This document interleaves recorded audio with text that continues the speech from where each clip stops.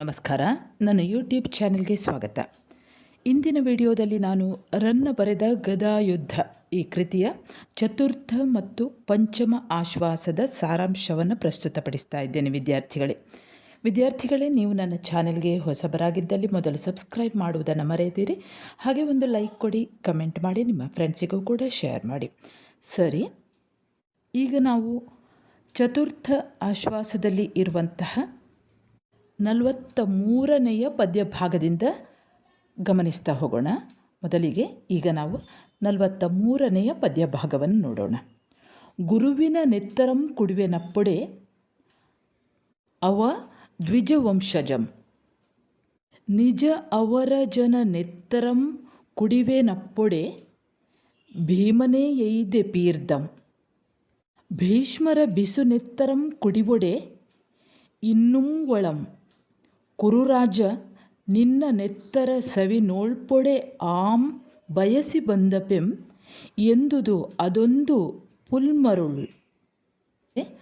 ಕುರುಕ್ಷೇತ್ರದ ಕೊನೆಯ ದಿನ ಇಲ್ಲಿ ದುರ್ಯೋಧನ ತನ್ನವರನ್ನೆಲ್ಲ ಕಳೆದುಕೊಂಡಿರ್ತಾನೆ. ಸಂಜಯನ ಜೊತೆಯಲ್ಲಿ ಆತ ಭೀಷ್ಮಾಚಾರ್ಯರನ್ನು ಕಾಣಲಿಕ್ಕೆ ಹೊರಡ್ತಾನೆ. ಜೊತೆಯಲ್ಲಿ ಸಂಜಯ ಇದ್ದಾನೆ. ಅವನೀಗ ರಣರಂಗದಲ್ಲಿ ಬರ್ತಾ ಇರುವಂಥ ಸನ್ನಿವೇಶ. ಆಗ ಆ ರಣರಂಗದಲ್ಲಿ ಇದ್ದಂತಹ ಕೆಲವೊಂದು ಕ್ಷುದ್ರ ಪಿಶಾಚಿಗಳು ದುರ್ಯೋಧನನನ್ನು ನೋಡಿ ಈ ರೀತಿ ಹೇಳ್ತವೆ. ಅಂದರೆ ಗುರುವಿನ ನೆತ್ತರಂ ಕುಡಿವೆನಪ್ಪೊಡೆ, ಅಲ್ಲಿ ಸತ್ತು ಬಿದ್ದಿರುವಂತಹ ದ್ರೋಣಾಚಾರ್ಯರು, ಆ ದ್ರೋಣಾಚಾರ್ಯರ ನೆತ್ತರನ್ನು ಕುಡಿಯೋಣ ಅಂತ ಹೇಳಿದರೆ ಅವನು ದ್ವಿಜವಂಶಜಂ, ದ್ವಿಜ ಅಂದರೆ ಬ್ರಾಹ್ಮಣ ವಂಶದವನು, ಅವನು ಬ್ರಾಹ್ಮಣ. ಹಾಗಾಗಿ ಬ್ರಾಹ್ಮಣರ ರಕ್ತವನ್ನು ಪಿಶಾಚಿಗಳು ಕುಡಿಯೋದಿಲ್ಲ ಅಂತೆ. ಇನ್ನು ನಿಜ ಅವರ ಜನ ಅಂದರೆ ನಿನ್ನ ತಮ್ಮನಾದ ದುಶ್ಯಾಸನ, ಆತನ ನೆತ್ತರನ್ನು ಕುಡಿಯೋಣ ಎಂದರೆ ಭೀಮನೇ ಎಯ್ದೆ ಪೀರ್ತಂ, ಭೀಮನೇ ಸಂಪೂರ್ಣ ಹೀರಿಬಿಟ್ಟಿದ್ದಾನೆ. ಭೀಷ್ಮರ ಬಿಸು ನೆತ್ತರಂ ಕುಡಿವೊಡೆ ಅಂದರೆ ಭೀಷ್ಮಾಚಾರ್ಯರ ಬಿಸಿಯಾದಂತಹ ನೆತ್ತರನ್ನು ಕುಡಿಯೋಣ ಎಂದರೆ ಇನ್ನೂ ಒಳಂ, ಅವನು ಇನ್ನೂ ಬದುಕಿದ್ದಾನೆ. ಕುರುರಾಜ ದುರ್ಯೋಧನನೇ ನಿನ್ನ ನೆತ್ತರ ಸವಿಯನ್ನು ನೋಡ್ಪೊಡೆ, ನಾನು ನಿನ್ನ ನೆತ್ತರ ರುಚಿಯನ್ನು ನೋಡುವುದಕ್ಕಾಗಿಯೇ ಆಂ ಬಯಸಿ ಬಂದಪೆಂ, ನಾನು ನಿನ್ನನ್ನು ಬಯಸಿ ಬಂದಿದ್ದೇನೆ, ಅಂದರೆ ನಾನೀಗ ನಿನ್ನ ನೆತ್ತರನ್ನು ಕುಡಿಯಲು ಬಂದಿದ್ದೇನೆ, ಆಸೆಪಟ್ಟು ಬಂದಿದ್ದೇನೆ. ಅದೊಂದು ಎಂದುದು ಅದೊಂದು ಮರುಳು ಅಂದರೆ ಇಲ್ಲಿ ಪಿಶಾಚಿಗೆ ಹೇಳುವಂಥದ್ದು. ಅದೊಂದು ಕ್ಷುದ್ರ ಪಿಶಾಚಿ ದುರ್ಯೋಧನನನ್ನು ಕುರಿತು ಈ ರೀತಿ ಹೇಳಿತಂತೆ. ಅದೇ ರಕ್ತಪಿಪಾಸಿಯಾದಂತಹ ಒಂದು ಕ್ಷುದ್ರ ಪಿಶಾಚಿ ದುರ್ಯೋಧನನ ಸಂಬೋಧಿಸಿ ಹೀಗೆ ಹೇಳುವಂಥದ್ದು. ದ್ರೋಣನು ಬ್ರಾಹ್ಮಣ, ಅವನ ರಕ್ತ ನನಗಾಗೋದಿಲ್ಲ, ನಿನ್ನ ತಮ್ಮನ ನೆತ್ತರನ್ನು ಈಗಾಗಲೇ ಭೀಮನೇ ಹೀರಿಬಿಟ್ಟಾಗಿದೆ.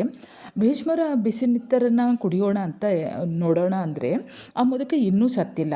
ಹಾಗಾಗಿ ನಿನ್ನ ನೆತ್ತರನ ರುಚಿ ನೋಡೋದಕ್ಕೆ ನಾನು ಆಸೆಪಟ್ಟು ಬಂದಿದ್ದೇನೆ.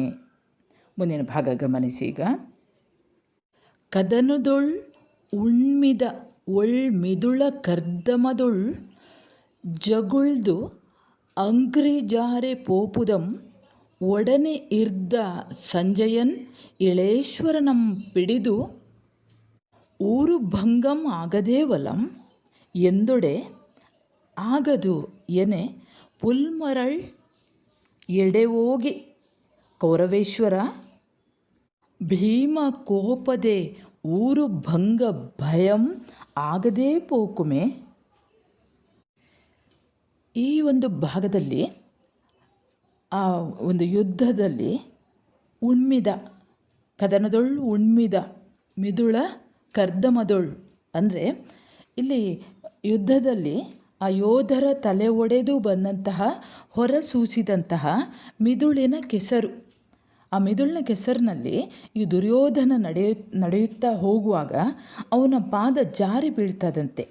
ಆಗ ಅವನ ಒಟ್ಟಿಗೆ ಇದ್ದಂತಹ ಸಂಜಯ ಇದ್ದಾನಲ್ಲ, ಆ ಸಂಜಯನು ದುರ್ಯೋಧನನನ್ನು ಹಿಡಿದು ಎತ್ತಿ ನಿಲ್ಲಿಸ್ತಾನಂತೆ. ಹಿಡಿದು ಎತ್ತಿ ಅವನು ಹೇಳ್ತಾನಂತೆ, ತೊಡೆ ಮುರಿದಿಲ್ಲವಷ್ಟೇ ಅಂತ ಕೇಳ್ತಾನಂತೆ. ಅಂದರೆ ತಾಗಿತಾ ಅನ್ನುವ ರೀತಿಯಲ್ಲಿ, ಅಂದರೆ ನಿನ್ನ ತೊಡೆಗೇನಾದರೂ ತಾಗಿತಾ, ತೊಡೆ ಮುರಿಯಿತಾ ಅಂತ ಕೇಳುವಾಗ ಒಟ್ಟಿಗಿದ್ದ ಸಂಜಯ್ ಹೀಗೆ ಹೇಳಿದಾಗ ಅವರ ಪಕ್ಕದಲ್ಲೇ ಆ ಮಾತನ್ನು ಕೇಳ್ತಾ ಇದ್ದಂತಹ ಕ್ಷುದ್ರ ಪಿಶಾಚಿ ಹೀಗೆ ಹೇಳ್ತದಂತೆ. ಅದು ಮಧ್ಯದಲ್ಲಿ ಬಾಯಿ ಹಾಕಿ ಹೇಳ್ತದಂತೆ, ಕೌರವೇಶ್ವರ ಭೀಮನ ಕೋಪದಿಂದ ನಿನಗೆ ಊರುಭಂಗ ಭಯವಾಗದೇ ಹೋದೀತೆ ಅಂತ ಪಿಶಾಚಿ ಕೇಳ್ತದಂತೆ. ತನ್ನ ಜೊತೆಯಲ್ಲೇ ಸಾಗುತ್ತಾ ಇದ್ದಂತಹ ಪಿಶಾಚಿಯನ್ನು ದುರ್ಯೋಧನ ಒಂದು ಕಡೆ ಮರುಳು ಅಂತ ಹೇಳ್ತಾನೆ, ಮರುಳೆ ಅಂತ ಆ ಪಿಶಾಚಿಗೆ ಕರಿತಾನಂತೆ. ಮರುಳು ಅಂದರೆ ಪಿಶಾಚ, ಹಾಗೆ ಹುಚ್ಚು ಅನ್ನುವಂತಹ ಅರ್ಥವಿದೆ. ದುರ್ಯೋಧನ ಆ ಪಿಶಾಚಿಯನ್ನು ಮರುಳು ಅಂತ ಕರೆದದ್ರಿಂದ ಅದಕ್ಕೆ ಸಿಟ್ಟು ಬರ್ತದೆ, ಆ ಪಿಶಾಚಿಗೆ ಸಿಟ್ಟು ಬರ್ತದೆ. ಹಾಗಾಗಿ ಅದು ಆತನನ್ನು ತರಾಟೆಗೆ ತೆಗೆದುಕೊಳ್ಳುವಂಥದ್ದು. ಮುಂದಿನ ಭಾಗ ನೋಡಿ.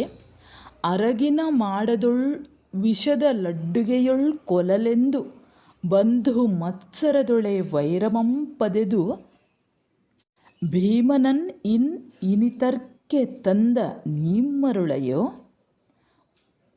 ಭೂತಕೋಟಿ ವೆರಸು ಅಹವರಂಗದೊಳ್ ಆಡುತ್ತಿರ್ಪ ತಾಂ ಮರುಳನು ಫಣಿರಾಜಕೇತನ ಇರುವರ ಮರುಳ್ತನಮೆಂ ನೋಳ್ಪಂ. ಆವತ್ತು ನೀನು ಭೀಮನನ್ನು, ಆ ಪಾಂಡವರನ್ನು ಅರಗಿನ ಮಹಡಿಯನ್ನು ಕಟ್ಟಿಸಿ ಅವರನ್ನು ಕೊಲ್ಲಲು ನೋಡಿದರೂ ಕೂಡ ಈಗ ಕೊಲ್ಲಲು ಆಗಲಿಲ್ವಲ್ಲ. ಹಾಗೆ ಭೀಮನನ್ನು ಕೊಲ್ಲಲೆಂದು ನೀನು ವಿಷದ ಲಡ್ಡುಗೆಯನ್ನು ತಯಾರಿಸಿ ನೀನು ಅವತ್ತು ಕೊಟ್ಟರೂ ಕೊಲ್ಲಲು ಆಗಲಿಲ್ಲ ಅಂತ, ಹಾಗೆ ದಾಯಾದಿಗಳ ಮತ್ಸರದಲ್ಲಿ ದ್ವೇಷವನ್ನೇ ನೆಚ್ಚಿ ಆ ಭೀಮನನ್ನು ಇನ್ನು ಈ ನೆಲೆಗೆ ತಂದಂತಹ ನೀನು ಮರುಳನು ಅಸಂಖ್ಯಾತ ಪಿಶಾಚಿಗಳೊಂದಿಗೆ ಯುದ್ಧರಂಗದಲ್ಲಿ ವಿಹರಿಸುತ್ತಿರುವ ನಾನು ಮರುಳನು. ಫಣಿರಾಜಕೇತನ ದುರ್ಯೋಧನನೇ ಇಬ್ಬರ ಹುಚ್ಚುತನವನ್ನು ಕೂಡ ಹೋಲಿಸಿ ನೋಡುವ. ಅಂದರೆ ನೀನು ಅವತ್ತು ಆ ರೀತಿಯಲ್ಲಿ ಅವರೆಲ್ಲರನ್ನು ಕೊಲ್ಲಲು ನೋಡಿಯೂ ಕೂಡ ಕೊಲ್ಲಲಿಕ್ಕೆ ಆಗಲಿಲ್ಲ. ನಾನಿಲ್ಲಿ ನೀನು ಕೊಲ್ಲಲಿಕ್ಕೆ ಆಗದೆ ನೀನು ಈ ಒಂದು ಕುರುಕ್ಷೇತ್ರದಲ್ಲಿ, ಈ ರಣರಂಗದಲ್ಲಿ ಇಂತಹ ಒಂದು ಹೆಣಗಳ ನಡುವೆ ನೀನು ಅಡ್ಡಾಡ್ತಾ ಇರುವಂಥ ನೀನು ಮರುಳು, ಅಥವಾ ನಾನು ಹಲವಾರು ಭೂತ ಪಿಶಾಚಿಗಳೊಂದಿಗೆ, ಅಸಂಖ್ಯಾತ ಪಿಶಾಚಿಗಳೊಂದಿಗೆ ಈ ಯುದ್ಧರಂಗದಲ್ಲಿ ವಿಹರಿಸ್ತಾ ಇರುವಂಥ ನಾನು ಮರುಳನು. ನಮ್ಮಿಬ್ಬರಲ್ಲಿ ಯಾರಿಗೆ ಮರುಳು ಅಂತ ನೋಡುವ ಅಂತ ಅವನನ್ನು ಈಗ ತರಾಟೆಗೆ ತೆಗೆದುಕೊಳ್ಳುವಂಥದ್ದು. ಅಂದರೆ ಪಿಶಾಚಿಯನ್ನು ನೋಡಿ ಅವನು ಮರುಳು ಅಂತ ಹೇಳಿದಲ್ಲ, ಅದಕ್ಕೆ ಈ ರೀತಿ ಪ್ರಶ್ನೆಯನ್ನು ಹಾಕ್ತದೆ. ಮುಂದಿನ ಭಾಗ ಗಮನಿಸಿ. ಪಿಶಾಚಿ ದುರ್ಯೋಧನನ ಈ ರೀತಿ ಹೇಳ್ತದೆ. ಈ ಭಾಗದಲ್ಲಿ ಇದನ್ನು ಗಮನಿಸೋಣ. ಎಲವೋ ನುಡಿಯದೆ ಪೋಗಲೀಯಂ ಪೋದೊಡೆ ಧೂರ್ಜಟಿಯಾಣೆ ಮೀರಿ ಪೋದೊಡೆ ಕಲಿ ಭೀಮನಾಣೆ ಎನೆ ಧೂರ್ಜಟಿಯಾಣೆಗೆ ನಿಂದು ಭೀಮನೆಂದೊಡೆ ಮುಳಿದು ಅಟ್ಟಿ ಕುಟ್ಟಲ್ ಗದೆಗೊಂಡೊಡೆ ಭೂತಕೋಟಿಯುಂ ಬಡಿಗೊಳೆ ಸಂಜಯಂ ನಯದೆ ಬಗ್ಗಿಸಿದಂ ಫಣಿರಾಜಕೇತುವಂ. ದುರ್ಯೋಧನ ಮತ್ತು ಸಂಜಯ ಮುಂದೆ ಮುಂದೆ ಹೋದ ಹಾಗೆ ಈ ಪಿಶಾಚಿಗಳು ಆತನನ್ನು ಹಿಂದಿನಿಂದ ಹಿಂಬಾಲಿಸ್ತಾ ಹೋಗ್ತದೆ. ಆ ಪಿಶಾಚಿ ಹೇಳ್ತದೆ, ಎಲ್ಲವೋ ನೀನು ನುಡಿಯದೆ, ನೀನು ನನಗೆ ಉತ್ತರವನ್ನು ಕೊಡದೆ ಹೋದರೆ ನಿನ್ನನ್ನು ಹೋಗಲು ಬಿಡಲಾರೆ. ಒಂದು ವೇಳೆ ನೀನು ಹೋದಡೆ ಧೂರ್ಜಟಿಯಾಣೆ, ಅಂದರೆ ಧೂರ್ಜಟಿ ಅಂದರೆ ಶಿವನಾಣೆ, ಮೀರಿ ಪೋದಡೆ, ಆ ಮಾತನ್ನು ಕೂಡ ನೀನು ಅಲಕ್ಷಿಸಿ ಹೋದೆಯಾದರೆ ಕಲಿ ಭೀಮನಾಣೆ, ಅಂದರೆ ನೀನು ಶಿವನಾಣೆ ಅಂತ ಹೇಳಿದಾಗ ಅವನು ಏನು ಹೇಳುವುದಿಲ್ಲ ದುರ್ಯೋಧನ. ಆದರೆ ಭೀಮನಾಣೆ ಅಂತ ಹೇಳಿದಾಗ ದುರ್ಯೋಧನ ಮುಳಿದು ಕೋಪದಿಂದ ಅಟ್ಟಿ ಕುಟ್ಟಲ್, ಅಂದರೆ ಅಟ್ಟಿ ಹೊಡೆಯುವುದಕ್ಕಾಗಿ, ಆ ಪಿಶಾಚಿಗಳನ್ನು ಅಟ್ಟಿ ಹೊಡೆಯುವುದಕ್ಕಾಗಿ ಗದೆಗೊಂಡೊಡೆ, ಆ ಗದೆಯನ್ನು ಕೈಯಲ್ಲಿ ಹಿಡಿತಾನೆ. ಅದನ್ನು ನೋಡಿದಂತಹ ಭೂತಕೋಟಿ, ಆ ಎಲ್ಲ ಪಿಶಾಚಿಗಳು ದೊಣ್ಣೆಯನ್ನು ಹಿಡಿಯಲು ಸಂಜಯನು ಏನು ಮಾಡ್ತಾನೆ, ನಯದೆ ಬಗ್ಗಿಸಿದಂ, ಅಂದರೆ ಸಂಜಯನು ಆ ನಯವಾದ ಮಾತುಗಳಿಂದ ದುರ್ಯೋಧನನನ್ನು ಗದರಿಸ್ತಾನೆ.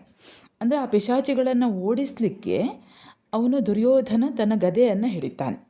ಉತ್ತರವನ್ನು ಕೊಡದೆ ಆ ಪಿಶಾಚಿಗಳು ಹೀಗೆ ಹೇಳ್ತವೆ, ಉತ್ತರವನ್ನು ನೀನು ಕೊಡದೆ ಹೋದೆಯಾದರೆ ಶಿವನಾಣೆ ಇದೆ ಅಂತ ಹೇಳಿದಾಗ ಅವನು ಏನೂ ಹೇಳುವುದಿಲ್ಲ, ಅವನು ಹೊರಡ್ತಾನೆ ಅಲ್ಲಿದ್ದ ದುರ್ಯೋಧನ. ಆದರೆ ನೀನು ಇನ್ನೂ ಮುಂದೆ ಹೋದೆ ಆದರೆ ಭೀಮನಾಣೆ ಇದೆ ಅಂತ ಹೇಳಿದಾಗ ಆ ಭೀಮ ಅನ್ನುವಂಥ ಆ ಶಬ್ದ ಕೇಳಿ ಅವನು ಕೆರಳ್ತಾನೆ, ಕೋಪಗೊಳ್ತಾನೆ. ಹಾಗಾಗಿ ದುರ್ಯೋಧನ ತನ್ನ ಗದೆಯನ್ನು ಎತ್ತಿ ಆ ಪಿಶಾಚಿಗಳನ್ನು ಅಟ್ಟಿ ಬಡಿಯಲು ಮುಂದಾಗ್ತಾನೆ. ಆಗ ಅದೇ ಶಿವನಾಣೆಗೆ ಶಿರಬಾಗಿದ್ರೆ ಭೀಮನಾಣೆಗೆ ಅವನು ಕೆರಳಿ ಕೆಂಡಾಗ್ತಾನೆ. ಆದರೆ ಏನು ಪಿಶಾಚಿಗಳೆಲ್ಲ ಒಂದಾಗಿ ದೊಣ್ಣೆಗಳನ್ನು ಹಿಡಿದು ಅವನನ್ನು ಪ್ರತಿಭಟಿಸಲಿಕ್ಕೆ ಸಿದ್ಧವಾಗ್ತವೆ. ಈ ಒಂದು ಅನಿರೀಕ್ಷಿತ ದುರ್ಘಟನೆ ಇದನ್ನು ಸಂಜೆಯ ಉಪಾಯದಿಂದ ತಪ್ಪಿಸದೇ ಒಂದು ವೇಳೆ ಇರದಿದ್ದರೆ ಆ ಪಿಶಾಚಿಗಳು ಮತ್ತು ದುರ್ಯೋಧನನ ನಡುವೆ, ಅಂದರೆ ಭೀಮನ ಹೆಸರನ್ನು ಕೇಳಿದಂಥ ಆ ದುರ್ಯೋಧನನಲ್ಲಿ ಎಷ್ಟು ಸಿಟ್ಟಿದೆ ಅನ್ನೋದನ್ನು ನಾವು ಗಮನಿಸ್ಬೋದು. ಅವರಿಬ್ಬರ ಒಳಗೆ ಆ ಪಿಶಾಚಿಗಳ ತಂಡ ಮತ್ತು ದುರ್ಯೋಧನ ಆ ಎರಡು ತಂಡಗಳ ನಡುವೆ ಅಂದರೆ ಹೊಯ್ಕೈಯೇ ನಡೆಯುತ್ತಿತ್ತು, ಒಂದು ರೀತಿಯಲ್ಲಿ ಜಗಳವೇ ಆಗಿಬಿಡ್ತಾ ಇತ್ತು ಅಂತ. ಮುಂದೆ ನೋಡಿ, ಇಭಶೈಲಂಗಳಂ ಏರಿ ಏರಿ ರುಧಿರ ಸ್ರೋತಂಗಳಂ ದಾಂಟಿ ದಾಂಟಿ ಇಭದೋರ್ ನೀಲ ಲತಾ ಪ್ರತಾನ ವಿಪಿನ ವ್ರಾತಂಗಳೊಳ್ ಸಿಲ್ಕಿ ಸಿಲ್ಕಿ ಭರಂಗೆಯ್ದುದರೈದಿ ಸಂಜಯ ಶಿರಸ್ಕಂದಾವಲಂಬಂ ಕುರುಪ್ರಭು ಕಂಡಂ ಶರಜಾಲ ಜರ್ಜರಿತ ಗಾತ್ರ ತ್ರಾಣನಂ ದ್ರೋಣನಂ. ಅಂದರೆ ಸಂಜಯನ ಹೆಗಲನ್ನು ಆಶ್ರಯಿಸಿಕೊಂಡಂತಹ ದುರ್ಯೋಧನನು ಈ ಕೌರವೇಂದ್ರನು ಅಂದರೆ ಆ ಕುರುಕ್ಷೇತ್ರ ರಣರಂಗದಲ್ಲಿ ಯಾವ ಸ್ಥಿತಿ ಇದೆ ಅನ್ನುವಂಥದ್ದನ್ನು ನಾವು ನೋಡ್ಬೋದು. ಅಂದರೆ ಎಲ್ಲರೂ ಕೂಡ ಸತ್ತು ಬಿದ್ದಿದ್ದಾರೆ, ಸೈನಿಕರಿಂದ ಹಿಡಿದು ದೊಡ್ಡ ದೊಡ್ಡ ರಾಜರವರೆಗೆ ಸತ್ತು ಬಿದ್ದಿದ್ದಾರೆ. ಜೊತೆಯಲ್ಲಿಯೇ ರಥಗಳು ಇರ್ಬೋದು, ಆಯುಧಗಳಿರ್ಬೋದು, ಹಾಗೆ ಆನೆ ಕುದುರೆಗಳು ಎಲ್ಲವೂ ಕೂಡ ಸತ್ತು ಬಿದ್ದಿವೆ. ಅವುಗಳನ್ನು ಯಾವ ರೀತಿ ಇವರಿಬ್ಬರು ದುರ್ಯೋಧನ ದಾಟಿದ ಅನ್ನೋದನ್ನು ಈ ಪದ್ಯ ಭಾಗದಲ್ಲಿ ನಾವು ಗಮನಿಸ್ಬೋದು. ಸಂಜಯನ ಹೆಗಲನ್ನು ಆಶ್ರಯಿಸಿಕೊಂಡವನಾಗಿ ಆ ಕೌರವೇಂದ್ರ ಸತ್ತ ಆನೆಗಳೆಂಬ ಬೆಟ್ಟಗಳನ್ನು ಏರಿ ಏರಿ ಹತ್ತುತ್ತಾ ರುಧಿರ ಸ್ರೋತಂಗಳಂ ದಾಂಟಿ ದಾಂಟಿ ರಕ್ತದ ನದಿಗಳನ್ನು ದಾಟುತ್ತಾ ಇಭಧೋ ಅಂದರೆ ದೋಹ ಅಂದರೆ ಸೊಂಡಿಲುಗಳು, ಇಭ ಅಂದರೆ ಆನೆಗಳ ಸೊಂಡಿಲುಗಳು ಎನ್ನುವಂತಹ ನೀಲಲತಾ ಪ್ರತಾನ ಅಂದರೆ ಕಪ್ಪು ಬಳ್ಳಿಗಳ ಆ ಸಮೂಹವೆನ್ನುವಂತಹ ವಿಪಿನ ವ್ರಾತಂಗಳು ಕಾಡುಗಳ ಸಮೂಹಗಳಲ್ಲಿ ಸಿಲ್ಕಿ ಭರಂಗೆಯ್ದು ಅತಿ ರಭಸದಿಂದ ಉರದೆ ಯಾವುದನ್ನೂ ಕೂಡ ಲಕ್ಷ್ಯ ಮಾಡದೆ ಏಯ್ದಿ ನಡೆದು ಬಂದು ಶರಜಾಲ ಜರ್ಜರಿತ ಗಾತ್ರತ್ರಾಣನಂ ದ್ರೋಣನಂ ಕಂಡಂ ಅಂದರೆ ಬಾಣಗಳ ಸಮೂಹದಿಂದ ನಜ್ಜುಗುಜ್ಜಾದ ದೇಹ ಮತ್ತು ಕವಚವುಳ್ಳಂತಹ ದ್ರೋಣನನ್ನು ನೋಡಿದನು. ದುರ್ಯೋಧನ ನೋಡ್ತಾನೆ.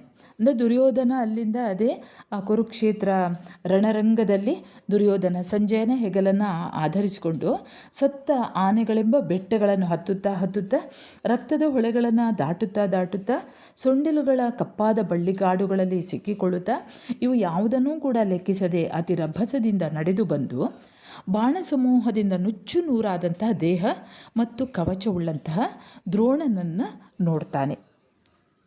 ಆ ದ್ರೋಣಾಚಾರ್ಯರ ಹೆಣವನ್ನು ಕಂಡಾಗ ದುರ್ಯೋಧನ ತನ್ನಲ್ಲೇ ಈ ರೀತಿ ಯೋಚನೆಯನ್ನು ಮಾಡ್ತಾನೆ. ಅರಿಯಮೇ ಬಿಲ್ಲ ಬಿನ್ನಣಕ್ಕೆ ಗಾಂಡೀವಿಯಲ್ತು ಪಿನಾಕಪಾಣಿಯಂ ನೆರೆಯದೆ ಇದಿರ್ಚಿ ನಿಮ್ಮೊಡನೆ ಕಾದಿ ಗೆಲಲ್ಕದು ನಿಮ್ಮ ಉಪೇಕ್ಷೆ ಎಂದು ಅರಿಯೆಂ. ಇದು ಎನ್ನ ಕರ್ಮವಶಂ ಎಂದರಿಯೆಂ. ನಿಮಗಿಂತು ಸಾವುಮೇ ಈ ತೆರದಿ ಕಾರಣಂ ನೆರೆಯೇ ಸಂಭವಿಸಿರ್ದುದೋ ಕುಂಭ ಸಂಭವ ಅಂದರೆ ಹೇ ದ್ರೋಣನೇ, ಅರಿಯಮೆ ನಾವು ತಿಳಿಯವೆ, ನಿಮ್ಮ ಬಗ್ಗೆ ನಾನು ತಿಳಿಯದೇ ಇರುವವನೇ ಅಥವಾ ಇಡೀ ಎಲ್ಲರೂ ಕೂಡ ತಿಳಿಯದೇ ಇರುವವೆ. ಬಿಲ್ಲ ಬಿನ್ನಣಕ್ಕೆ ಧನುರ್ವಿದ್ಯಾ ಕೌಶಲದಲ್ಲಿ ಗಾಂಡೀವಿಯಲ್ತು ಅರ್ಜುನ ಮಾತ್ರ ಅಲ್ಲ, ಪಿನಾಕ ಎನ್ನುವಂತಹ ಧನುಸ್ಸನ್ನು ಕರದಲ್ಲಿ ಧರಿಸಿರುವಂತಹ ಶಿವನೂ ಕೂಡ ನಿಮ್ಮೊಡನೆ ನಿಮ್ಮನ್ನು ಎದುರಿಸಿ ಕಾದಿ ಗೆಲಲ್ಕೆ ಹೋರಾಡಿ ಜಯಿಸಲು ಅಸಾಧ್ಯ. ನೆರೆಯಂ ಅವರು ಸಮರ್ಥರಾಗುವುದಿಲ್ಲ. ಹಾಗೆ ಇದು ನಿಮ್ಮ ಉಪೇಕ್ಷೆ ಎಂದು ಅರಿಯೆ, ನೀವು ಮಾಡಿರುವಂಥ ಅಲಕ್ಷ್ಯ ಅಂತ ನಾನು ತಿಳಿದುಕೊಳ್ಳುವುದಿಲ್ಲ.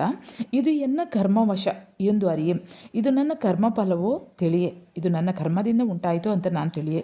ನಿಮಗೆ ಇಂತು ಸಾವು ಈ ತೆರದಿ ಕಾರಣಂ ನೆರೆಯೇ ಸಂಭವಿಸಿರ್ದುದೋ ಅಂದರೆ ನಿಮ್ಮಂಥವರಿಗೆ ಅಷ್ಟು ಬಲಶಾಲಿಗಳಾದಂತಹ, ಅಷ್ಟು ಬಿಲ್ವಿದ್ಯಾ ಪಾರಂಗತರಾದಂತಹ, ಅಷ್ಟು ಬಿಲ್ವಿದ್ಯಾ ಗುರುಗಳಾದಂತಹ ನಿಮಗೆ ಅಕಾರಣವಾಗಿ ಇಂತಹ ದುರ್ಮರಣವು ಯಾಕೆ ಉಂಟಾಯಿತು? ಗುರುವರಿಯರೇ, ಧನುರ್ವಿದ್ಯಾ ಕೌಶಲ್ಯದಲ್ಲಿ ನಿಮ್ಮನ್ನು ಪ್ರತಿಭಟನೆ ಮಾಡಿ ಹೋರಾಡಿ ಗೆಲ್ಲಲು ಸಾಕ್ಷಾತ್ ಶಿವನಿಗೂ ಅಸಾಧ್ಯ ಎಂದ ಮೇಲೆ ಈ ಅರ್ಜುನನ ಮಾತಲ್ಲಿ ಅವನು ನಿಮಗೆ ಎಷ್ಟರವನು, ಈ ವಿಚಾರ ನನಗೆ ತಿಳಿಯದೆ. ಹೀಗಿದ್ರೂ ಕೂಡ ನೀವು ಶಸ್ತ್ರತ್ಯಾಗ ಮಾಡಿದ್ದು ಕೇವಲ ತಿರಸ್ಕಾರದಿಂದಲೋ ಅಥವಾ ನನ್ನ ಕರ್ಮಫಲ ಹಾಗೆ ನಿಮ್ಮನ್ನು ಮಾಡಿಸಿತೋ ಅಂತ ನಾನರಿಯೆ. ಅದೇನೇ ಇರಲಿ, ನಿಮ್ಮಂಥವರಿಗೂ ನಿಷ್ಕಾರಣವಾಗಿ ಇಂತಹ ದುರ್ಮರಣವು ಯಾಕಾಗಿ ಉಂಟಾಯಿತೋ ಅಂತ ಇಲ್ಲಿ ದುರ್ಯೋಧನ ದ್ರೋಣಾಚಾರ್ಯರ ಬಗ್ಗೆ ಹೇಳ್ತಾನೆ. ಮುಂದಿನ ಪದ್ಯ ಭಾಗ ಗಮನಿಸಿ. 51ನೇದಿದು. ಅದಟನ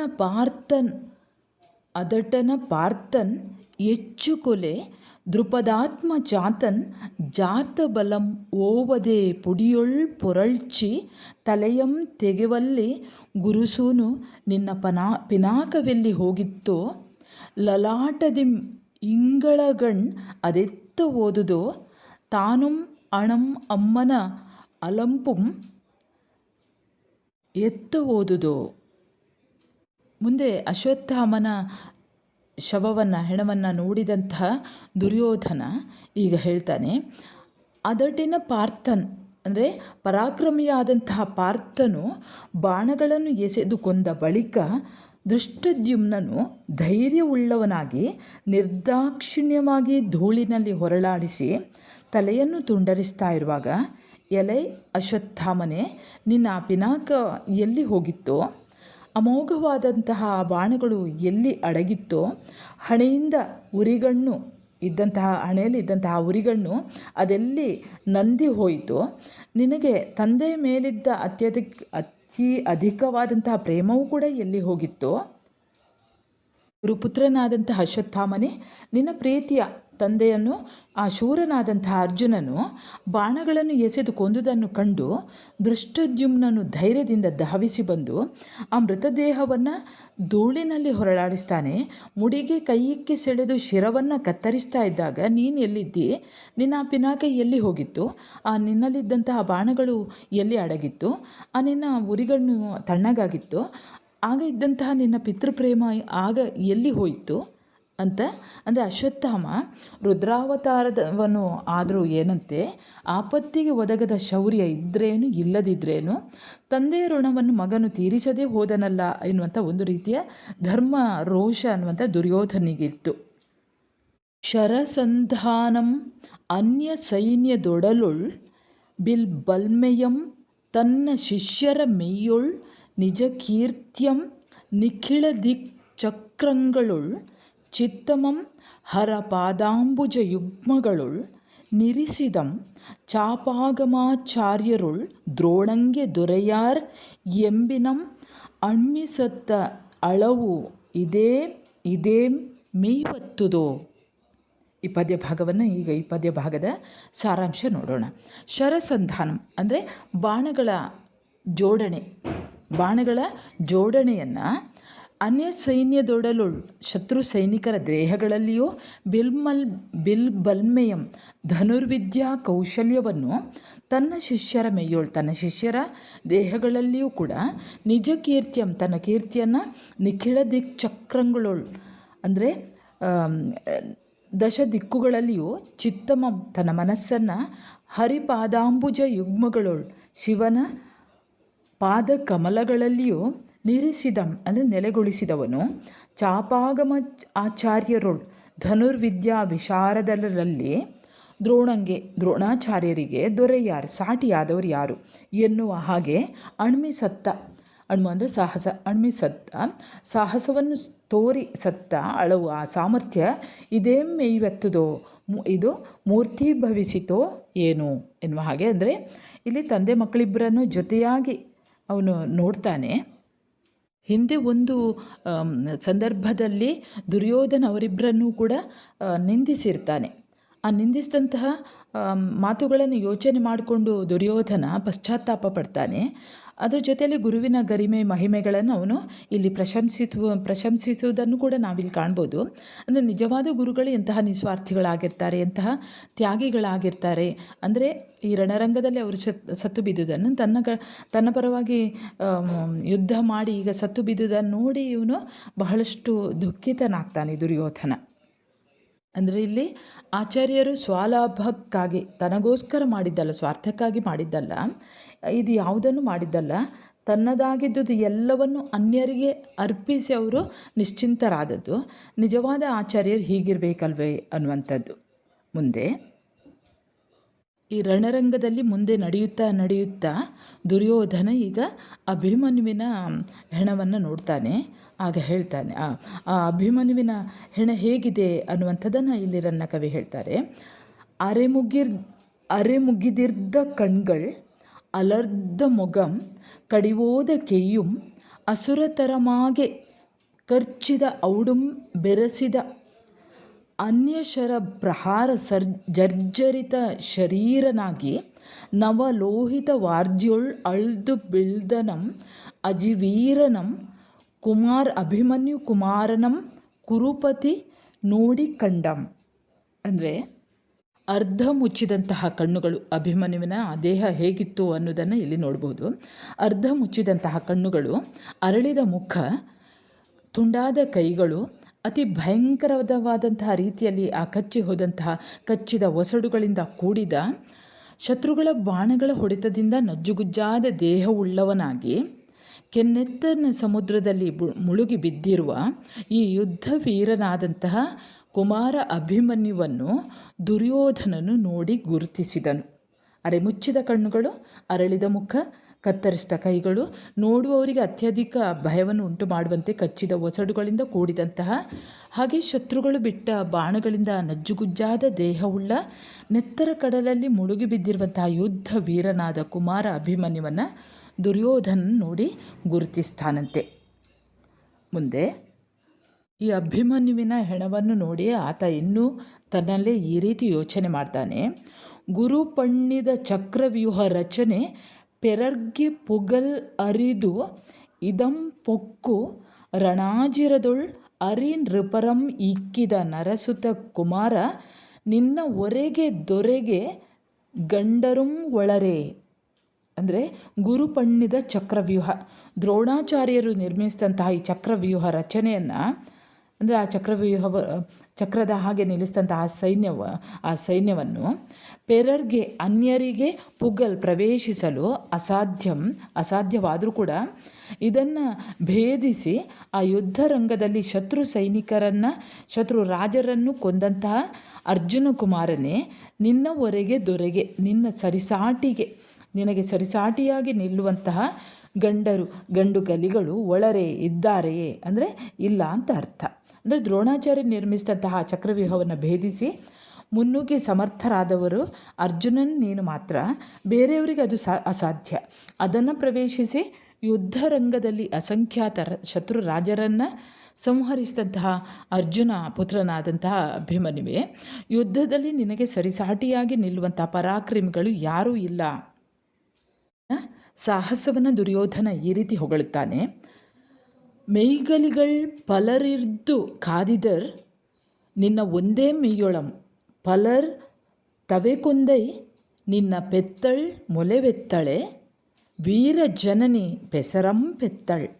ಅಂದರೆ ಈ ಮಗುವಿನ ಕುರಿತು, ಅಭಿಮನ್ಯುವಿನ ಕುರಿತು ದುರ್ಯೋಧನ ಈ ರೀತಿ ಹೇಳ್ತಾನೆ. ಅಭಿಮನ್ಯು, ವೀರಾಧಿವೀರರು ಹಲವರು ಒಂದಾಗಿ ನಿನ್ನ ಮೇಲೆ ಕೈ ಮಾಡಿದರೇನು? ಏಕಾಂಗಿ ವೀರನಾಗಿ ಹೋರಾಡಿ ಹೆಚ್ಚಿನವರನ್ನು ನೀನು ಸಂಹರಿಸಿದೆಯಲ್ಲ. ನಿನ್ನನ್ನು ಹೆತ್ತವಳವಳು ಸಾಮಾನ್ಯ ಸ್ತ್ರೀಯಲ್ಲ. ನಿನ್ನನ್ನು ಹಡೆದಂದೇ ಆ ಮಾತೆ ವೀರಮಾತೆ ಅನ್ನುವಂತಹ ಕೀರ್ತಿಯನ್ನೂ ಕೂಡ ಪಡೆದವಳು. ಮುಂದೆ ಅಭಿಮನ್ಯುವನ್ನು ನೋಡಿ ದುರ್ಯೋಧನ ಈ ರೀತಿ ಪ್ರಾರ್ಥನೆ ಮಾಡ್ತಾನೆ. ಅಸಮಬಲ ಭವದ್ವಿಕ್ರಮ ಅಸಂಭವಂ ಪೆರರ್ಗೆ ಅರಿದು ನಿನ್ನನ್ ಆನ್ ಇನಿತಂ ಪ್ರಾರ್ಥಿಸುವೆಂ ಏಕದೇಶ ಅನುಮರಣಂ ಯಮಗೆ ಅಕ್ಕೆಗಡ. ಅಂದರೆ ಅನುಪಮ ಸಾಹಸಿಯೇ, ಅದ್ವಿತೀಯವಾದಂತಹ ಸಾಹಸವುಳ್ಳವನೇ, ಅಸಮಬಲನೇ, ಭವದ್ವಿಕ್ರಮ, ನಿನ್ನಂತಹ ಪರಾಕ್ರಮವು, ನಿನ್ನಂತಹ ಈ ವಿಕ್ರಮವು ಅನ್ಯರಿಗೆ ಎಲ್ಲಿ, ಬೇರೆಯವರಿಗೆ ಎಲ್ಲಿ? ನಾನು ನಿನ್ನಲ್ಲಿ ಪ್ರಾರ್ಥಿಸಿಕೊಳ್ಳುವುದು ಇಷ್ಟೇ. ನಿನ್ನ ಸಾಹಸಕ್ಕೆ ಸದೃಶವಾದಂತಹ ಸಾಹಸವು, ನಿನ್ನ ಮರಣಕ್ಕೆ ಅನುಗುಣವಾದಂತಹ ಮರಣವು ನನಗೆ ಲಭಿಸುವಂತಾಗಲಿ. ಅಭಿಮನ್ಯು ಶತ್ರುಪುತ್ರನಾದರೂ ಕೂಡ ಪ್ರಾಯದಲ್ಲಿ ಕಿರಿಯನಾದರೂ ಕೂಡ ಅದು ಯಾವುದನ್ನೂ ಕೂಡ ಆತ ಲೆಕ್ಕಿಸದೆ ಅವನ ಅದ್ಭುತ ಸಾಹಸಕ್ಕೆ ಮನಸೋತಂತಹ ಈ ದುರ್ಯೋಧನ ಮನಸ್ಸಿನಲ್ಲೇ ಆತನಿಗೆ ಮಣಿದು ಪ್ರಾರ್ಥಿಸಿಕೊಳ್ಳುವನು. ಅಂದ ಮೇಲೆ ಆ ಮಹಾನುಭಾವನಲ್ಲವೇ ದುರ್ಯೋಧನ ಅಂತ ಹೇಳ್ತಾರೆ ಇಲ್ಲಿ. ದುರ್ಯೋಧನನ ಈ ಮಾತುಗಳು ಸಹೃದಯರಿಗೆ ಮೆಚ್ಚುಗೆಯಾಗಿ ಅವನಲ್ಲಿ ಅನುಕಂಪ ಹುಟ್ಟಿಸ್ತದೆ. ಅಂದರೆ ತನ್ನ ಶತ್ರುವಿನ ಮಗನಾಗಿದ್ದರೂ ಕೂಡ ಆತನ ಸಾಹಸವನ್ನು ಇವನು ಮೆಚ್ಚುತ್ತಾನೆ, ಹೊಗಳ್ತಾನೆ. ಹಾಗಾಗಿ ಅಂದರೆ ಇಲ್ಲಿ ದುರ್ಯೋಧನನ ತನ್ನ ನಾಯಕನನ್ನಾಗಿ ಚಿತ್ರೀಕರಿಸಿರುವಂಥದ್ದು. ಇಡೀ ಕಾವ್ಯ ಭಾಗದಲ್ಲಿ ದುರ್ಯೋಧನ ನಾಯಕನಾಗಿರುವಂಥದ್ದು. ಅಂದರೆ ಇಂತಹ ಪರಾಕ್ರಮಿಯಾದಂತಹ ನಾಯಕನು ದುರ್ಯೋಧನನು ತನ್ನ ಶತ್ರುವಿನ ಮಗನಾದಂತಹ ಅಭಿಮನ್ಯುವನ್ನು ಇಲ್ಲಿ ಹೊಗಳ್ತಾನೆ. ಹೊಗಳುವುದು ಮಾತ್ರ ಅಲ್ಲ, ಅವನು ಹೇಳ್ತಾನೆ ಯಾವುದು ನಿನ್ನ ಸಾಹಸಕ್ಕೆ ಸದೃಶವಾದಂಥ ಸಾಹಸ ಹಾಗೆ ನಿನಗೆ ಉಂಟಾದಂತಹ ಮರಣ ಆ ಎರಡೂ ಕೂಡ ನನಗೆ ಲಭಿಸುವಂತಾಗಲಿ ಅಂತ ಅವನು ಪ್ರಾರ್ಥನೆ ಮಾಡಿ ಅಲ್ಲಿಂದ ಮುಂದಕ್ಕೆ ಹೋಗ್ತಾನೆ. ಅವನು ಮುಂದಕ್ಕೆ ಹೋಗುವ ಮೊದಲು ಈಗ 58ನೇ ಪದ್ಯ ಭಾಗ ಇದೆ ನೋಡಿ, ಅದು ನಿಮಗೆ ಇಲ್ಲ. ಧಾರಿಣಿಯೊಳ್ ನಿಜ ಸಂಯುಗ ಭಾರಮಂ ಅಂತಿರ್ದ ವೀರ ಪುಂಗವರ್ ಇರೆ ತದ್ಭಾರಮನ್ ಆಂತು ಅಭಿಮನ್ಯು ಕುಮಾರಂ ಪುಗೆ ವೀರರಮಣಂ ಎನಿಸಿದನಲ್ತೆ. ಅಂದರೆ ಇಲ್ಲಿ ಆ ಕುರುಕ್ಷೇತ್ರ ಯುದ್ಧದಲ್ಲಿ ಯುದ್ಧದ ಹೊರೆಯನ್ನು ವಹಿಸಿದಂತಹ ವೀರಶ್ರೇಷ್ಠರು ಬಹುಮಂದಿ ಇದ್ದರೂ ಕೂಡ ಆ ಮಹಾಭಾರವನ್ನು ತಾನೇ ವಹಿಸಿ ಚಕ್ರವ್ಯೂಹವನ್ನು ಪ್ರವೇಶಿಸಿ ವೀರಾವೇಶದಿಂದ ಹೋರಾಡಿದಂಥ ವೀರರ ವೀರ ಅವನು ಮಹಾವೀರ ಅಂತ ಕರೆಯಿಸಿಕೊಂಡನಲ್ಲವೇ ಈ ಅಭಿಮನ್ಯು. 59ನೇ ಪದ್ಯಭಾಗ ನೋಡಿ. ತರುಣ ಯುವ ವೃದ್ಧ ವಿಕ್ರಮ ಪರಿಣತರಂ ಉರದೆ ಇಕ್ಕಿ ಸಿಂಹ ಸಾಹಸನ್ ಇವನುಂ ತರುಣನೆ ಆನುಂ ಯುವನ್ ಎನೆ ಸುರಪಗಾನಂದನಂ ದೇವಗಂಗೆಯ ಮಗನಾದಂತಹ ಭೀಷ್ಮಾಚಾರ್ಯರು ಅವರು ಮಹಾಜರ್ಜರನೆ ಅಂದರೆ ಹಣ್ಣು ಮುದುಕ. ಇಲ್ಲಿ ದುರ್ಯೋಧನ ಹೇಳ್ತಾನೆ ಈ ತರುಣ ಅನ್ನುವಂಥದ್ದು, ತರುಣ ಶಬ್ದಕ್ಕೆ ನಿಮ್ಗೆ ಗೊತ್ತಿರ್ಬೋದು ಬಾಲಕ ಅಂತ ಅರ್ಥ ಅಥವಾ ಯುವಕ ಅಂತ ಅರ್ಥ. ಈ ಬಾಲಕನಾದಂತಹ ಅಭಿಮನ್ಯು ಆತ ಯುವಕನಿಗೆ ಸರಿಯಾದವನು. ಅಂದರೆ ಪರಾಕ್ರಮ ಪಂಡಿತರಾದಂತಹ ಅಲ್ಲಿ ಹೇಳ್ತಾರೆ ನೋಡಿ, ತರುಣ ಯುವ ವೃದ್ಧ, ಪರಾಕ್ರಮ ಪಂಡಿತರಾದಂತಹ ಯುವಕರನ್ನು ವೃದ್ಧರನ್ನು ಯುದ್ಧದಲ್ಲಿ ಗಣನೆಗೆ ತಾರದೆ, ಅಲ್ಲಿ ವೃದ್ಧ ಅನ್ನುವಂಥದ್ದು ಭೀಷ್ಮಾಚಾರ್ಯರು ಇದ್ದರು, ಅವರನ್ನೂ ಕೂಡ ಗಣನೆಗೆ ತಾರದೇ ಕೊಂದಿಕ್ಕಿ ಸಿಂಹ ಸಾಹಸಿಯಾದಂಥ ಈ ಅಭಿಮಾನಿಯು ಬಾಲಕನೇ ಅಲ್ಲ, ನಿಜಕ್ಕೂ ಕೂಡ ಆತ ಯುವಕನೇ, ತಾನೂ ಯುವಕನು ಅನ್ನುವಂತಹ ಭಾವನೆಯಿಂದ ಯುದ್ಧಕ್ಕೆ ಮೊದಲಾಗಿ ಸುರಪಗಾನಂದಂ ಅಂದರೆ ಇಲ್ಲಿ ಗಾಂಗೆಯ, ಆ ಗಾಂಗೆಯನಿಗೆ ಎದುರಾದವನು, ಗಾಂಗೆಯ ಮಹಾವೃದ್ಧನೇ ಸರಿ, ಇವನು ಯುದ್ಧ ಮಾಡಲಿಕ್ಕೆ ತಾನು ಯುವಕ, ತಾನು ಬಾಲಕ ಅಲ್ಲ ತಾನು ಯುವಕ ಅನ್ನುವಂಥ ದೃಷ್ಟಿಯಿಂದ ಅವನು ಯುದ್ಧಕ್ಕೆ ಮುಂದಾಗಿ ಅಲ್ಲಿ ನಜ್ಜುಗುಜ್ಜಾದಂತಹ ಗಾಂಗೆಯ ಅವನು ಮಹಾವೃದ್ಧ. ಇಲ್ಲಿ ಇವನಾದರೂ ಸಾಹಸವನ್ನು ಮಾಡಿದ್ದಾನೆ ಈ ಅಭಿಮನ್ಯು, ಅವನಲ್ಲಿ ಬಾಣಗಳಿಂದ ಒಂದು ರೀತಿಯಲ್ಲಿ ನಜ್ಜುಗುಜ್ಜಾಗಿ ಅಲ್ಲಿ ಬಾಣಗಳ ಇದರಲ್ಲಿ ಬಿದ್ಕೊಂಡಿದ್ದಾನೆ, ಅವನು ವೃದ್ಧನಾಗಿದ್ದಾನೆ ಅನ್ನುವಂಥದ್ದನ್ನು ಇಲ್ಲಿ ದುರ್ಯೋಧನ ತನ್ನೊಳಗೆ ಯೋಚನೆ ಮಾಡಿಕೊಳ್ತಾನೆ. ಮುಂದೆ ಈಗ 60ನೇ ಪದ್ಯಭಾಗ, ಇದು ನಿಮಗೆ ಇದೆ ಪಠ್ಯದೃಷ್ಟಿಯಿಂದ ನಿಮ್ಮ ಪರೀಕ್ಷೆಗೆ ಬರ್ತದೆ. ಪಸಿವಿನೊಳ್ ಪಸಿದು ಬಂದವರ್ಗೆ ಅನ್ನಮಂ ಇಕ್ಕುವ ಯುದ್ಧರಂಗದೊಳ್ ಕುಸಿಯದೆ ಸೂರೆಗೊಳ್ಳದೆ ರಣಕ್ಕೆ ಶುಚಿತ್ವಮಂ ಅಪ್ಪು ಕೆಯ್ದು ಮಾನಸಿಕೆಯ ನಾಲ್ವರುಂ ನಮಗೆ ವಂದ್ಯರ್ ಅವಂದಿರುಳ್ ಈತನಲ್ತೆ ಸಾಹಸಧನನ್ ಎಂದ ಕೌರವೇಶ್ವರಂ ಅಭಿಮನ್ಯುಗೆ ಕೈ ಮುಗಿದಂ. ಅಂದರೆ ಇಲ್ಲಿ ದುರ್ಯೋಧನ 4 ಬಗೆಯ ಉದಾತ್ತ ವ್ಯಕ್ತಿಗಳ ಬಗ್ಗೆ ಹೇಳ್ತಾರೆ. ರನ್ನಕವಿ ದುರ್ಯೋಧನ ಮೂಲಕ ಈ ರೀತಿ ಹೇಳ್ತಾರೆ, 4 ಬಗೆಯ ಉದಾತ್ತ ವ್ಯಕ್ತಿಗಳು ಹೇಗೆ ಅವರು ಅಭಿವಂದ್ಯರು ಅಂತ ಹೇಳ್ತಾರೆ. ಅವರು ಯಾರೆಂದರೆ, ಮೊದಲನೆಯವರು ಪಸಿದು ಬಂದವರ್ಗೆ ಇಕ್ಕುವ, ಅಂದರೆ ತಾನು ಹಸಿದಿರುವಾಗ ಯಾರು ಹಸಿವೆಯಿಂದ ಬಳಲಿ ಬರ್ತಾರೋ ಅವರಿಗೆ ಆಹಾರವನ್ನು ಉಣಬಡಿಸುವಂತಹ, ಯುದ್ಧರಂಗದೊಳ್ ಕುಸಿಯದ, ಯುದ್ಧರಂಗದಲ್ಲಿ ರಣರಂಗದಲ್ಲಿ ಹಿಂಜರಿಯದ, ಹಾಗೆಯೇ ಸೂರೆಗೊಳ್ಳದ ಅಂದರೆ ಅನ್ಯರ ಸ್ವತ್ತನ್ನು ಸುಲಿಗೆ ಮಾಡದೇ ಇರುವ, ಹಾಗೆ ರಣಕ್ಕೆ ಶುಚಿತ್ವಮಂ ಅಪ್ಪುಕೆಯುವ, ಅಂದರೆ ಯುದ್ಧದಲ್ಲಿ ಧರ್ಮವನ್ನು ಅಂಗೀಕರಿಸುವಂಥ ಈ ಉದಾತ್ತವಾದ ಮನೋಭಾವನೆ ಉಳ್ಳಂತಹ ಈ 4 ಮಂದಿಯೂ ನನಗೆ ಪೂಜಾರ್ಹರು ಅಂತ ಹೇಳ್ತಾರೆ. ಹಸಿದಿರುವಾಗ ಹಸಿವೆಯಿಂದ ಬಳಲಿ ಬಂದವರಿಗೆ ಆಹಾರವನ್ನು ಉಣಬಡಿಸಿ ಅವರನ್ನು ತೃಪ್ತಿಪಡಿಸುವವರು, ರಣರಂಗದಲ್ಲಿ ಒಮ್ಮೆಲೇ ಶತ್ರು ಸೈನ್ಯಗಳನ್ನು ನೋಡಿ ಓಡಿ ಹೋಗದೇ ಇರುವವರು, ಅನ್ಯರ ಸೊತ್ತನ್ನು ಸುಲಿಗೆ ಮಾಡದೇ ಇರುವವರು, ಯುದ್ಧದಲ್ಲಿ ಧರ್ಮವನ್ನು ಅಂಗೀಕರಿಸುವಂತಹ ಇಂತಹ ಉದಾತ್ತವಾದಂತಹ ಮನೋಭಾವವುಳ್ಳಂತಹ 4 ಮಂದಿಯೂ ಕೂಡ ನನಗೆ ಪೂಜಾರ್ಹರಾಗಿದ್ದಾರೆ. ಈ 4ರಲ್ಲಿಯೂ ಕೂಡ ಶ್ರೇಷ್ಠನಾದವನು ಸಾಹಸಧನನು ಈ ಅಭಿಮನ್ಯುವಲ್ಲವೇ ಅಂತ ಹೇಳ್ತಾ ಆ ಕೌರವೇಶ್ವರನು ಅಭಿಮನ್ಯುವಿಗೆ ಕೈ ಜೋಡಿಸಿ ವಂದನೆಯನ್ನು ಸಲ್ಲಿಸ್ತಾನಂತೆ. ಕೈ ಜೋಡಿಸಿ ನಮಸ್ಕರಿಸ್ತಾನೆ. ಅಭಿಮನ್ಯುವಿಗೆ ನಮಸ್ಕರಿಸಿ ಹೊರಟಂತಹ ದುರ್ಯೋಧನನಿಗೆ ಅಲ್ಲೇ ಸ್ವಲ್ಪ ದೂರದಲ್ಲಿ ತನ್ನ ಮಗನಾದಂತಹ ಲಕ್ಷಣಕುಮಾರನನ್ನು ಕಾಣ್ತಾನೆ. ಆತನನ್ನು ನೋಡಿದ ತಕ್ಷಣ ಕೌರವ, ಇದೀಗ 61ನೆಯ ಭಾಗ. ಕೌರವ ಕುಲ ತಿಲಕಂಗೆ ಆ ಕುಮಾರನಂ ಕಾಣಲೊಡಂ ಹಸ್ತಂ ಗಳಿತ ಶರಮಾಯಿತು, ಹೃದಯನ ಗಳಿತ ರಣೋತ್ಸಿಹಮಾಯಿತು, ನಯನಂ ಗಳಿತಾಶ್ರಮಾಯಿತು. ಅಂದರೆ ಕೌರವ ಕುಲ ತಿಲಕನಾದಂತಹ ದುರ್ಯೋಧನನು ಆ ಕುಮಾರನನ್ನು, ತನ್ನ ಮಗನನ್ನು ಕಂಡದ್ದೇ ತಡ ದುರ್ಯೋಧನನ ಕೈಯಿಂದ ಆತನ ಕೈಯಲ್ಲಿ ಇರುವಂತಹ ಬಾಣವು ತಾನಾಗಿ ಜಾರಿ ಬೀಳ್ತದಂತೆ. ಹಾಗೆ ಅವನಲ್ಲಿ ಹೃದಯದ ಉತ್ಸಾಹ ಇತ್ತು. ಹೃದಯದಲ್ಲಿ ಅಂದರೆ ಮುಂದೆ ಉಳಿದ ಪಾಂಡವರನ್ನು ಎದುರಿಸಬೇಕು ಅನ್ನುವಂತಹ ಒಂದು ಉತ್ಸಾಹ ಇತ್ತು. ಆದರೆ ತನ್ನ ಮಗ ಸತ್ತು ಬಿದ್ದದನ್ನು ನೋಡಿದ ತಕ್ಷಣ ಆತನಲ್ಲಿ ಇದ್ದಂಥ ಆ ಹೃದಯದಿಂದ ಆ ಯುದ್ಧದ ಉತ್ಸಾಹ ಸರಿದು ಹೋಗ್ತದಂತೆ. ಹಾಗೆ ಕಣ್ಣುಗಳಿಂದ ಕಂಬನಿ ಧಾರಾಕಾರವಾಗಿ ಸುರಿಯುತ್ತದೆ. ಅಂದರೆ ಒಂದು ರೀತಿಯಲ್ಲಿ ಪುತ್ರಶೋಕ ಅನ್ನುವಂಥ ದುರ್ಯೋಧನ ಆ ಧೈರ್ಯವನ್ನು ಒಮ್ಮೆಲೆ ಅದು ಕದಲಿಸಿ ಬಿಡ್ತದೆ ಅನ್ನುವಂಥದ್ದನ್ನು ಈ ಕಾವ್ಯ ಭಾಗದಲ್ಲಿ ನಾವು ಕಾಣ್ಬೋದು. ತನ್ನ ಕುಮಾರನನ್ನು ಕಂಡಂತಹ ದುರ್ಯೋಧನ ಈ ರೀತಿ ಯೋಚನೆ ಮಾಡ್ತಾನೆ. ಜನಕಂಗೆ ಜಲಾಂಜಲಿಯಮ್ಮು ತನೂಭವಂ ಕೊಡುವುದು ಉಚಿತಂ, ಅದು ಕೆಟ್ಟು ಈಗಳ್ ನಿನಗೆ ಆಮ್ ಕೊಡುವಂತಾದುದೇ ತನೂಜ, ನೀಂ ಕ್ರಮ ವಿಪರ್ಯಯಂ ಮಾಡುವುದೇ. ಅಂದರೆ ತನೂಭವ ಮಗನಾದವನು ತನ್ನ ತಂದೆಗೆ ಜಲಾಂಜಲಿಯನ್ನು ಕೊಡಬೇಕು. ಜಲಾಂಜಲಿ ಅಂದರೆ ತರ್ಪಣೋದಕ, ಅಂತ್ಯಕಾಲದಲ್ಲಿ ಮಾಡುವಂಥದ್ದು. ಅಂತ್ಯ ಸಂಸ್ಕಾರದ ಹೊತ್ತಿಗೆ ತರ್ಪಣೋದಕವನ್ನು ಮಗನು ಕೊಡುವುದು ಒಂದು ಲೋಕದ ನಿಯಮ.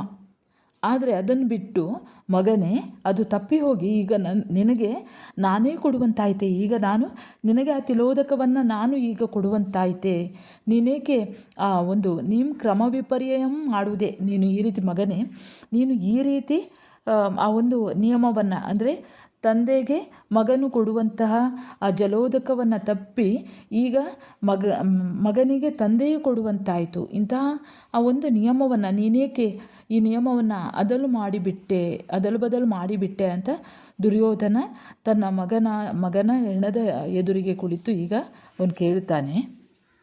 ಇಲ್ಲಿಂದ ಮುಂದೆ ಪಂಚಮ ಆಶ್ವಾಸವನ್ನು ಗಮನಿಸೋಣ. ನಿಮ್ಮ ಪಠ್ಯಭಾಗದಲ್ಲಿ 3, 4, 5, 6, 7, 8 ಕೊಟ್ಟಿದ್ದಾರೆ.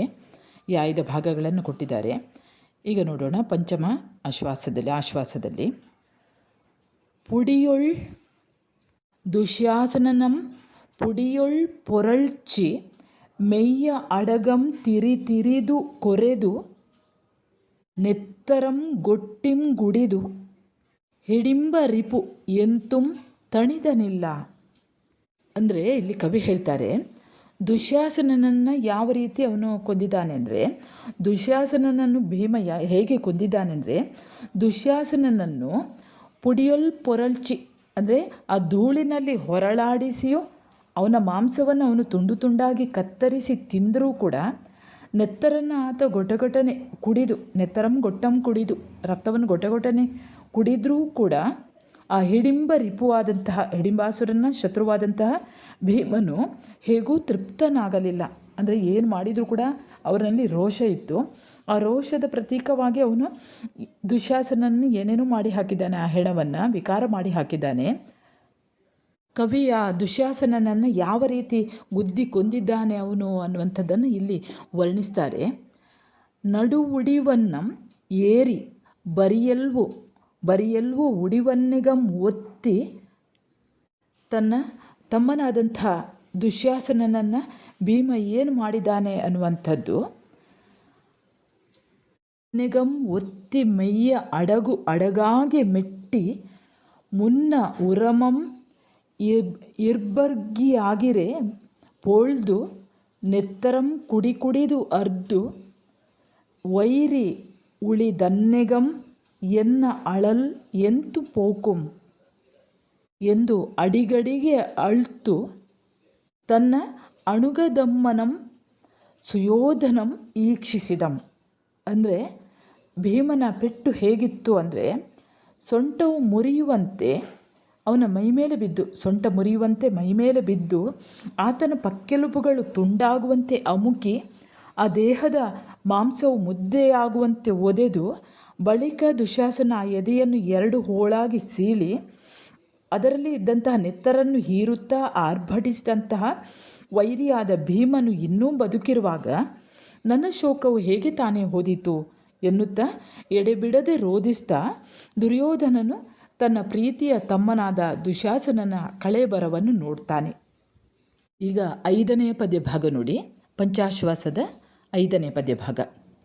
ನಿಜ ಜೀವಂ ಪರಲೋಕದುಳ್ ನಿಜ ಮಹಾಮಾಂಸಂ ಪಿಶಾಚಾಸ್ಯದುಳ್ ನಿಜ ರಕ್ತಂ ರಿಪು ಕುಕ್ಷಿಯುಳ್ ನಿಜ ಶಿರಂ ನಕ್ತಂಚರಿ ಹಸ್ತದುಳ್ ನಿಜ ಕಾಯಂ ಕುರುಭೂಮಿಯುಳ್ ನೆಲಸೆ ಗಾಂಧಾರೀಜ ದುರ್ಯೋಧನಾನುಜ ದುಶ್ಯಾಸನ ಭೀಮ ಭೀಮ ಗದೆಯಂ ಪಂಚತ್ವಂ ಪೊರ್ದಿದೈ.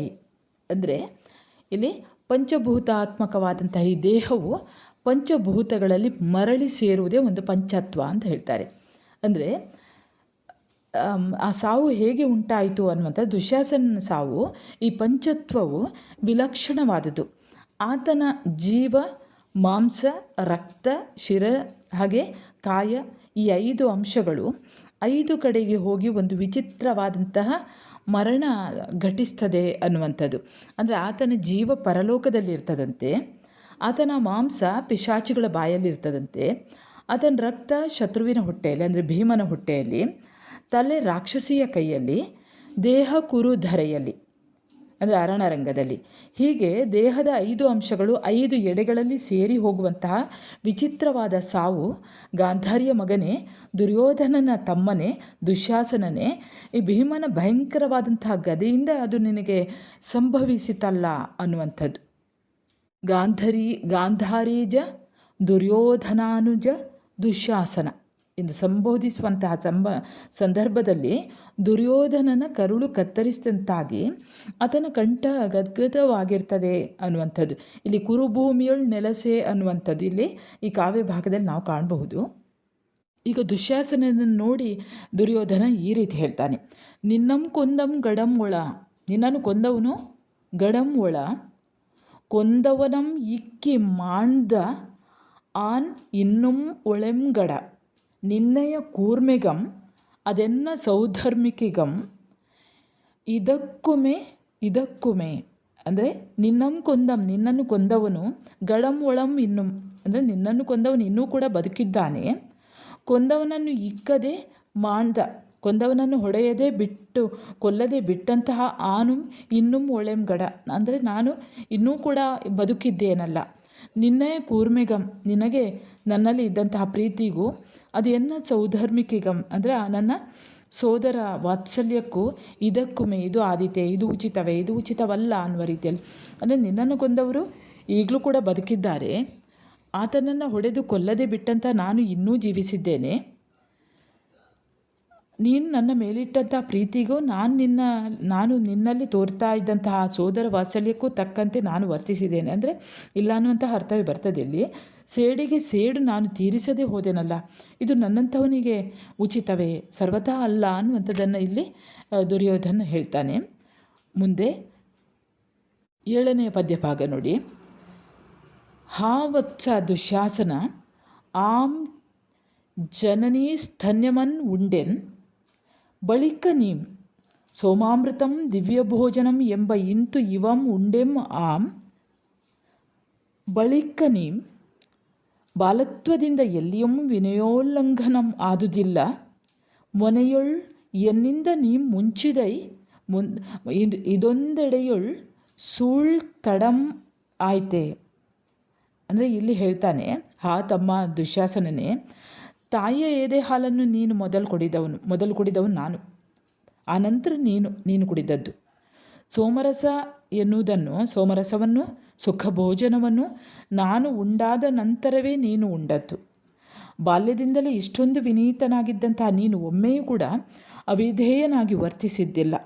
ಆದರೆ ಯುದ್ಧ ಮುಖದಲ್ಲಿ ಮಾತ್ರ ಸಾವನ್ನಪ್ಪುವುದಕ್ಕೆ ನೀನು ನನಗಿಂತ ಮುಂದಾದೆಯಲ್ಲ, ಅದೇಕೆ ಈ ಒಂದು ಸಂದರ್ಭದಲ್ಲಿ ನೀನು ಸರದಿಯನ್ನು ಉಲ್ಲಂಘಿಸಿದೆ ಅನ್ನುವಂಥದ್ದನ್ನು ದುರ್ಯೋಧನ ಕೇಳ್ತಾನೆ.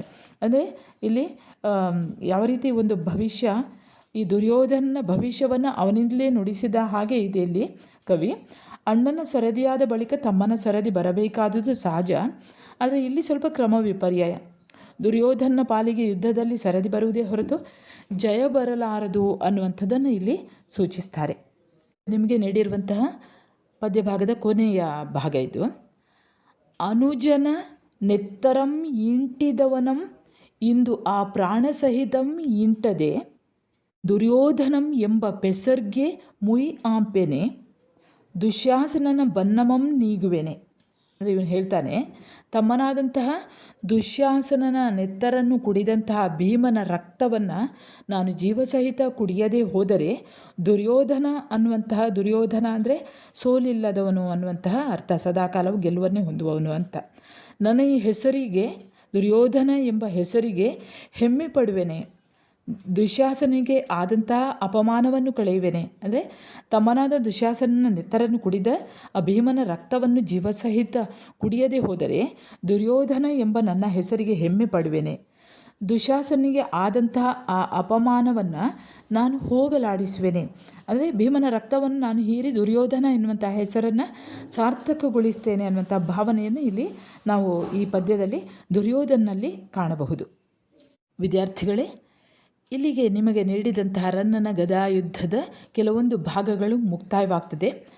ಸರಿ ವಿದ್ಯಾರ್ಥಿಗಳೇ, ಇನ್ನೊಂದು ಪಾಠದೊಂದಿಗೆ ಮತ್ತೆ ಬರುತ್ತೇನೆ. ಅಲ್ಲಿಯವರೆಗೆ ನಮಸ್ಕಾರ.